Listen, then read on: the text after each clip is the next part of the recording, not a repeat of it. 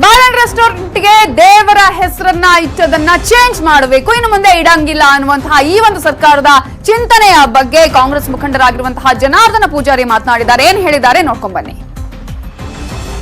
ಸಚಿವರು ಹೇಳಿದ್ದು ಕರೆಕ್ಟ್, ಅದಕ್ಕೆ ಸಂಪೂರ್ಣ ಬೆಂಬಲ ಇದೆ. ಬಾರಿಗೆ ದೇವರ ಹೆಸರು ಯಾಕೆ, ಇವರ ಹೆಸರು ಇರಲಿ, ಸರ್ಕಾರ ಆಕ್ಷನ್ ತೆಗೆದುಕೊಳ್ಬೇಕು. ಅವರ ಮೇಲೆ ಸರ್ಕಾರ ಆಕ್ಷನ್ ತೆಗೆದುಕೊಳ್ಳೇಬೇಕು. ಬದಲಾವಣೆ ಮಾಡಿ, ಅವರ ಹೆಸರನ್ನು ಬದಲಾವಣೆ ಮಾಡಿ. ಬರೀರಿ ನಾಳೆ ಹೆಡ್ಲೈನ್ಸ್. ಏನಿದಿಲ್ಲ, ಏನಾಗಿದೆ ಈ ಭಾರತದಲ್ಲಿ.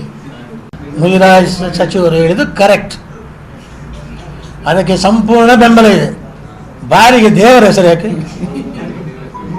ಇವರ ಹೆಸರು ಇರಲಿ, ಸರ್ಕಾರ ಆಕ್ಷನ್ ತೆಗೆದುಕೊಳ್ಬೇಕು.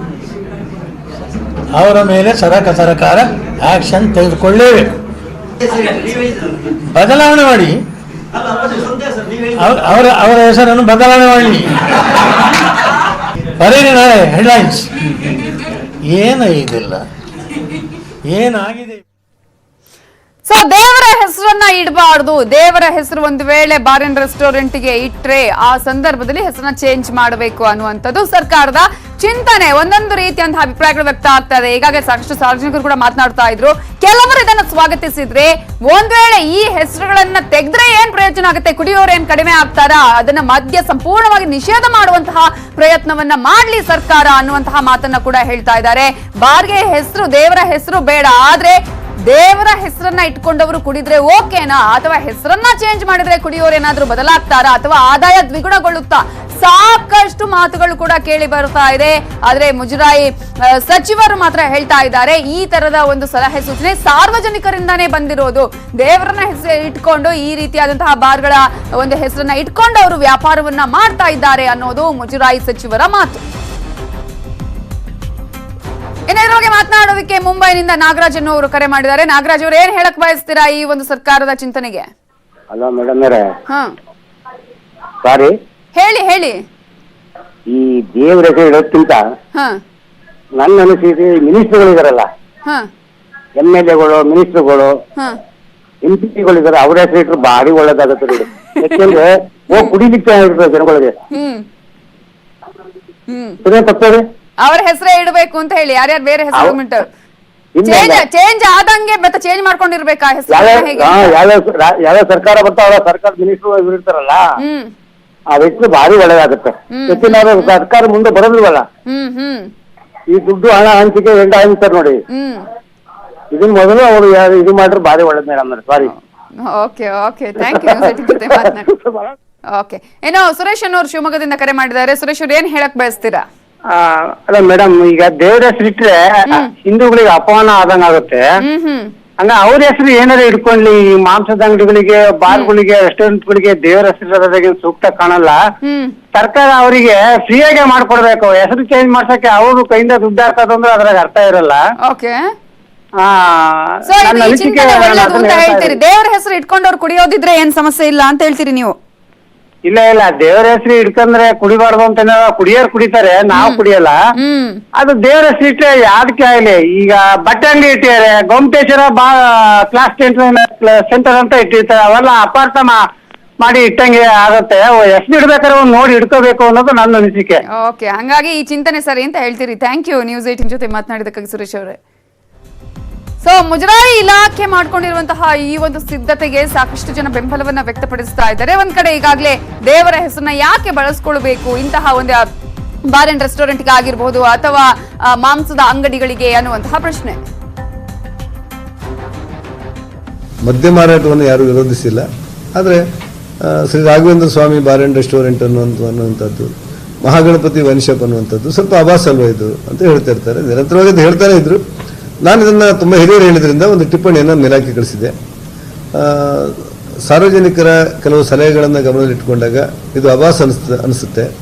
ಹಾಗಾಗಿ ಇದಕ್ಕೆ ನಾವೇನಾದರೂ ಪರಿಹಾರವನ್ನು ಸೂಚಿಸಬಹುದಾ ಅಂತ ಹೇಳಿ ಅಬಕಾರಿ ಇಲಾಖೆ ಮತ್ತು ಕಾನೂನು ಇಲಾಖೆ ಜೊತೆ ಚರ್ಚೆ ಮಾಡಿ ಮದ್ಯ ಮಾರಾಟ ಕೇಂದ್ರಗಳಿಗೆ ದೇವರ ಹೆಸರನ್ನು ನಾಮಕರಣ ಮಾಡುವ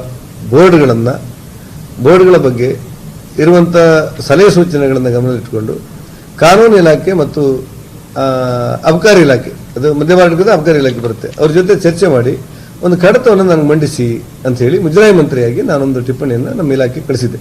ಅಂದ್ರೆ ನಮ್ಮ ಇಲಾಖೆಯ ಚಿಂತನೆ ಇರುವುದು ದೇವರ ಹೆಸರನ್ನ ಮದ್ಯ ಮಾರಾಟ ಕೇಂದ್ರಗಳಿಗೆ ಇಡುವುದರ ಬಗ್ಗೆ ಕೆಲವರ ಅಭಿಪ್ರಾಯವನ್ನು ಗಮನದಲ್ಲಿಟ್ಟುಕೊಂಡು ಒಂದು ಚಿಂತನೆಯನ್ನು ಮಾಡ್ತಾ ಇದ್ದೇವೆ ಅಂತ ಹೇಳಿದ್ದೆ. ಇದ್ರ ಬಗ್ಗೆ ಮಾತನಾಡೋದಕ್ಕೆ ಹಾಸನದಿಂದ ವೆಂಕಟೇಶ್ ಅನ್ನೋರು ಕರೆ ಮಾಡಿದ್ದಾರೆ. ವೆಂಕಟೇಶ್ ಅವರು ಏನ್ ಹೇಳಕ್ ಬಯಸ್ತೀರಾ ಈ ಒಂದು ಚಿಂತನೆಗೆ? ಈ ದೇವ್ರ ಹೆಸರು ಬಗ್ಗೆ ಮಾತಾಡ್ತಾ ಇದ್ದೀರಾ, ಹಾ. ಅದರಲ್ಲಿ ಈ ವೈನ್ ಶಾಪ್ ಬಾರ್ಸ್ ಅಂತ. ಹಾ. ಫಸ್ಟ್ ಆಫ್ ಆಲ್ ನಮ್ ಇಡೀ ಇನ್ವಿಟೇಷನ್ಸ್ ಬರುತ್ತಲ್ಲ, ಇನ್ವಿಟೇಷನ್ಸ್, ಮದುವೆ ಇನ್ವಿಟೇಷನ್ಸ್, ದೇವ್ರ ಹೆಸರು ಹಾಕೊಂಡು ರೋಡಲ್ಲಿ ಬಿಸಾಕಿರ್ತಾರೆ, ಅದನ್ನೆಲ್ಲ ತುಳಿತಾರೆ. ನಮ್ಮ ಹಿಂದೂಗಳಲ್ಲೇ ಬೇಕಾದಷ್ಟು ಸಮಸ್ಯೆಗಳಿದೆ. ಎಲ್ಲಾ ತರಾನು ನಿಷೇಧ ಮಾಡಿದ್ರೆ ಒಳ್ಳೇದು ಅನ್ಸುತ್ತೆ. ಯಾಕೆಂದ್ರೆ ಫೋಟೋಗಳಾಗ್ಲಿ ರೋಡಲ್ಲಾಗ್ಲಿ ಬಿಸಾಕಿರ್ತಾರೆ. ಗಣಪತಿದು ಒಂದು ಫೋಟೋ ಇರುತ್ತೆ ಇನ್ವಿಟೇಷನ್, ಅದನ್ನ ನೋಡಿದ ತಕ್ಷಣ ರೋಡಲ್ಲಿ ಬಿಸಾಕ್ತಾರೆ. ಪ್ರತಿಯೊಂದು ನಿಷೇಧ ಮಾಡ್ಬೇಕು. ಯಾಕೆಂದ್ರೆ ದೇವ್ರ ಬಗ್ಗೆ ಬಹಳ ಇದೇ ಇಲ್ಲ, ಗೌರವ ಇಲ್ಲ ಜನಗಳಿಗೆ. ಅದಕ್ಕೆ ಇವನ್ನೆಲ್ಲ ಮಾಡೋದು. ಈಗ ದೇವರ ಹೆಸರಲ್ಲಿ ಏನಾದ್ರೂ ನಾವು ಬಿಸ್ನೆಸ್ ಶುರು ಮಾಡಿದ್ರೆ ಲಾಭ ಆಗಬಹುದು ಅನ್ನುವಂತ ಯೋಚನೆ ಇರುತ್ತೆ, ಅಂದ್ರೆ ಅದು ಬೇಡ ಅಂತ ಹೇಳ್ತೀರಾ? ಇರುತ್ತೆ, ಯೋಚನೆ ಮಾಡ್ಬೇಕು ಮೇಡಮ್. ಹಂಗಂತ ಅನ್ಬಿಟ್ಟು ಅದನ್ನ ಫೋಟೋನ ಎಲ್ಲಿಡ್ಬೇಕು? ದೇವ್ರನ್ನೆಲ್ಲ ಇಡ್ತಾರೆ, ದೇವ್ರ ಮನೇಲಿ ಇಡ್ತಾರೆ, ಹಂಗ ಬೀದಿಲೆಲ್ಲ ಇಡ್ತಾರ ಫೋಟೋ? ನೀವು ನೋಡಿ ಇನ್ವಿಟೇಷನ್ಸ್ ಇವತ್ತು ಯಾವ್ದಾರ ಒಂದು, ಆಮೇಲೆ ನೀವು ಹಕ್ಕಿ ಮೂಟೆ ಮೇಲೆ ದೇವ್ರ ಫೋಟೋ ಹಾಕಿರ್ತಾರೆ. ನಾಚಿಕೆ ಅದು. ಅವನೇನು ಮನುಷ್ಯ ಅಲ್ವ ಅವನು? ಹಕ್ಕಿ ಮೂಟೆ ಈಗ ಈ ಸರ್ಕಾರದ ಚಿಂತನೆ ಓಕೆ ಹಾಗಾದ್ರೆ ಸರಿ ಅಂತ ಅನ್ಸುತ್ತೆ ನಿಮ್ಗೆ? ಇದು ಮಾಡಿದ್ರೆ ನಿಜವಾಗ್ಲೂ ಹೇಳ್ತೀನಿ, ಅವ್ರು ನಿಜವಾದ ಪಕ್ಕ ಬಿಜೆಪಿ ಇವರು ಸಿದ್ಧಾಂತ ಇರೋರು ಅಂತ ಹೇಳುದು, ದೇವ್ರ ಬಗ್ಗೆ ಗೌರವ ಇರೋರು ಅಂತ ಅವರು. ವೆಂಕಟೇಶ್ ಅವರೇ, ಕಲಬುರಗಿಯಿಂದ ರಾಜಶೇಖರ್ ಅನ್ನೋರು ಕರೆ ಮಾಡಿದ್ದಾರೆ. ರಾಜಶೇಖರ್ ಅವ್ರು ಏನ್ ಹೇಳಕ್ ಬಯಸ್ತೀರಾ? ಮೇಡಮ್, ಇದು ನೋಡಿ, ಅವರು ಲೈಸೆನ್ಸ್ ತಗೋತಾರೆ, ಲಾಭಕ್ಕೋಸ್ಕರ ಏನೋ ಒಂದ್ ಮಾಡ್ತಾರೆ ಅವರು. ಓಕೆ, ಎಲ್ಲೋ ದೇವ್ರ ಹೆಸರಿಟ್ರೆ ಜಾಸ್ತಿ ಲಾಭ ಆಗ್ತದೆ ಅಂತ ಹೇಳಿ ಮಾಡ್ತಾರೆ. ಬಟ್ ಅದರಲ್ಲಿ ಎಲ್ರು ಈಗ ಲಾಭಕ್ಕೋಸ್ಕರ ವ್ಯಾಪಾರ ಮಾಡೋದು. ಹೆಸರಲ್ಲಿ ಏನಿದೆ ಅನ್ನುವಂತ ಪ್ರಶ್ನೆ ಇದೆ. ಒಂದು ನೀವು ಒಂದ್ ಹೇಳ್ಬೇಕಾದ್ರೆ ಮಹಾರಾಷ್ಟ್ರದಲ್ಲಿ ಲೈವ್ ಬ್ಯಾಂಡ್ಗಳಿದೆ. ಅಲ್ಲಿ ಕೂಡ ದೇವರ ಹೆಸರಿದೆ. ಅಲ್ಲೂ ಮಹಾರಾಷ್ಟ್ರದಲ್ಲಿ ಚರ್ಚೆ ಆಯ್ತು, ಲೈವ್ ಬ್ಯಾಂಡ್ ಗಳನ್ನ ನೀವು ಬ್ಯಾನ್ ಮಾಡ್ಬೇಕು ಅಂತ ಹೇಳಿ, ದೇವರ ಹೆಸರು ಇಡಬಾರ್ದು ಅಂತ ಸಾಯಿ ಅಂತ ಮಾಡ್ತಾ ಇದ್ರಲ್ಲಿ. ಅದಕ್ಕಿಂತ ಜಾಸ್ತಿ ಮೇಡಮ್, ಈಗ ನಿಮ್ಗೆ ಈ MRP ಬಗ್ಗೆ ಕಾನೂನಲ್ಲಿ ಸ್ಪಷ್ಟ ಉಲ್ಲೇಖದ MRP ಗಿಂತ ಜಾಸ್ತಿ ದುಡ್ಡು ತಗೊಂಡ್ರೆ ಅವ್ರಿಗೆ ಅಪರಾಧಿಕ ಅಂತ ಪರಿಗಣಿಸ್ಬೇಕಂತ ಹೇಳಿ. ಅದ್ರ ಬಗ್ಗೆ ಯಾರು ಚರ್ಚೆ ಮಾಡ್ತಾ ಇಲ್ಲ, ನೀವು ಮೀಡಿಯಾದವರು ಚರ್ಚೆ ಮಾಡ್ತಾ ಇಲ್ಲ. MRP ಗಿಂತ ಜಾಸ್ತಿ ದಿನನಿತ್ಯ ಒಂದು ಬಾರಿಂದ ಲಕ್ಷಾಂತರ ದುಡ್ಡು ಒಬ್ಬ ಸಾಮಾನ್ಯ ಗ್ರಾಹಕನಿಂದ ಜೇಬಿಂದ ದುಡ್ಡು ಹೋಗ್ತಾ ಇದೆ.